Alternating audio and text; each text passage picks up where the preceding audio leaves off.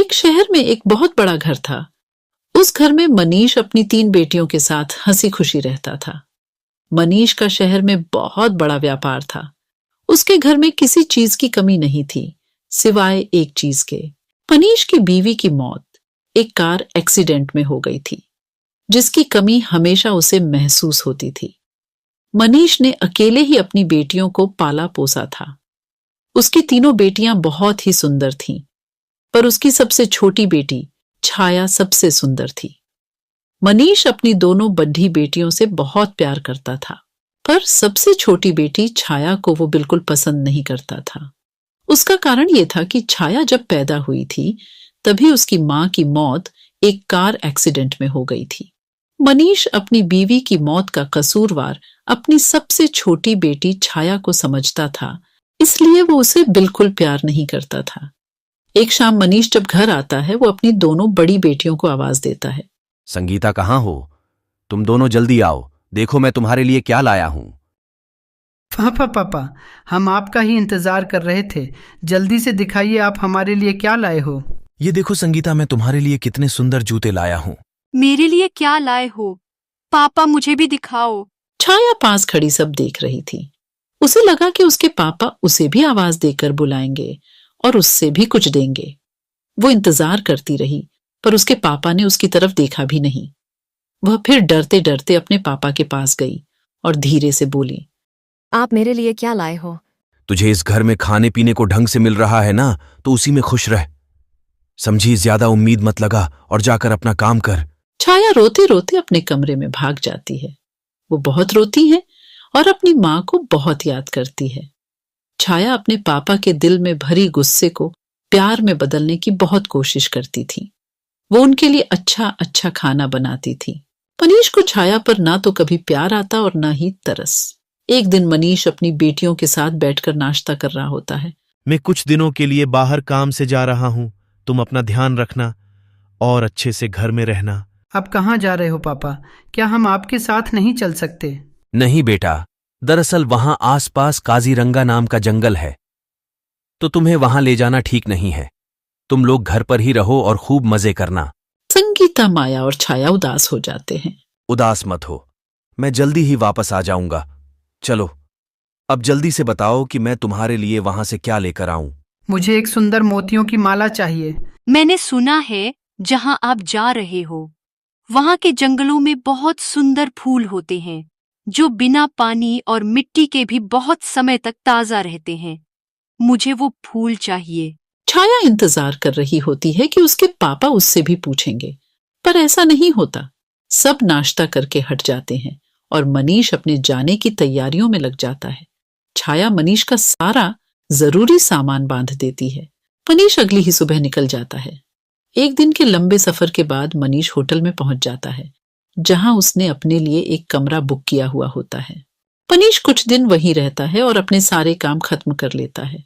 उसके बाद वो अपनी सबसे बड़ी बेटी के लिए एक सुंदर सी मोतियों की माला खरीदता है। माला खरीदने के बाद मनीष सीधा जंगल की ओर निकल जाता है।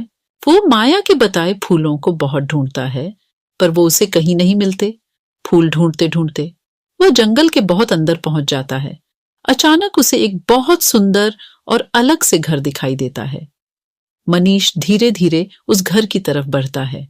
उसकी नजर अचानक से उस घर के बगीचे पर पड़ती है, जिसमें माया के बताए हुए फूल लगे हुए थे। मनीष उन फूलों को देखकर बहुत खुश हो जाता है। आखिर वो खुश हो भी क्यों ना, वो शाम से उन फूलों को ढूंढ रहा था।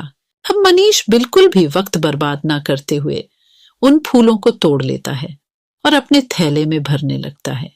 फूल तोड़ते ही मनीष को बहुत अजीब सा महसूस होता है। आसपास बहुत तेज हवा चलने लगती है और अजीब सी आवाज भी सुनाई देने लगती है। मनीष बहुत ही डर जाता है। वो जल्दी से वहां से भागने लगता है, पर वो अचानक किसी से टकरा जाता है।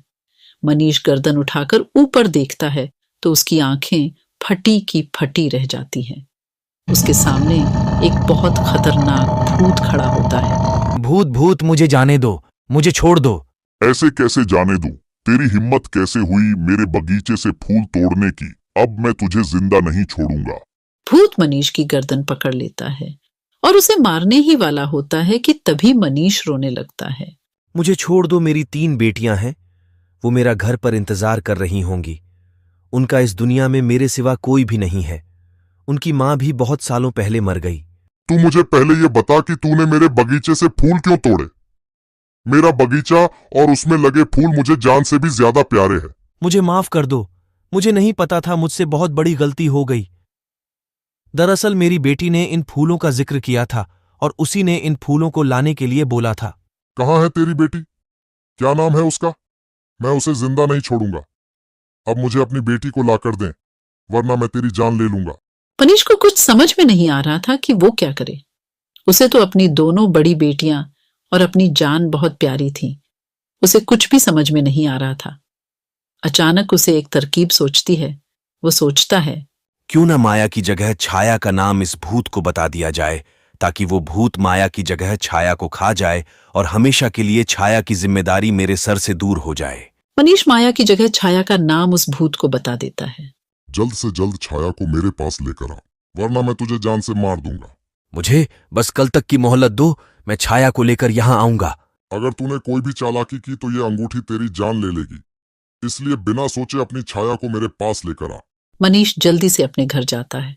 संगीता, माया और छाया यहां आओ। तीनों दौड़ती हुई मनीष के पास आती है। इस बार मनीष संगीता और माया की जगह छाया को गले लगा लेता है। दरअसल ये सब उसकी चाल थी, ताकि वो छाया को बहला फुसलाकर उस जंगल में ले जाकर उस जंगल में छोड़ सके। छाया बहुत खुश हो जाती है। उसके पापा ने उसे पहली बार गले लगाया होता है। बेटी छाया, तुम्हें मेरे साथ अभी कहीं चलना होगा। कहाँ पापा? वो मैं तुम्हें अभी नहीं बता सकता। छाया बिना कोई सवाल के अपने पापा के साथ चल पड़ती है। छाया पूरे रास्ते सोचती रहती है कि आखिर उसके पापा उसे कहाँ लेकर जा रहे हैं, पर डांट के डर से पूछने की हिम्मत नहीं कर पाती।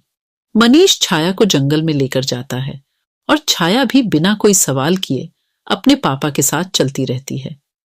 कुछ देर बाद वो भूत के घर पहुंच जाते हैं। मनीष छाया को उस घर के अंदर ले जाता है। घर के अंदर एक बहुत ही डरावना भूत बैठा होता है। छाया उस भूत को देखकर बुरी तरह चिल्लाने लगती है। बचाओ बचाओ पापा, पापा मुझे ये कहाँ ले आए? मुझे घर जाना है, मुझे बचाओ पापा। अब तुझे यही रहना पड़ेगा, समझी? भूत अपनी अंगूठी मनीष के हाथ से निकाल लेता है। मनीष अपने घर चला जाता है। छाया रोती रह जाती है, पर मनीष एक बार भी उसकी तरफ पलटकर नहीं देखता।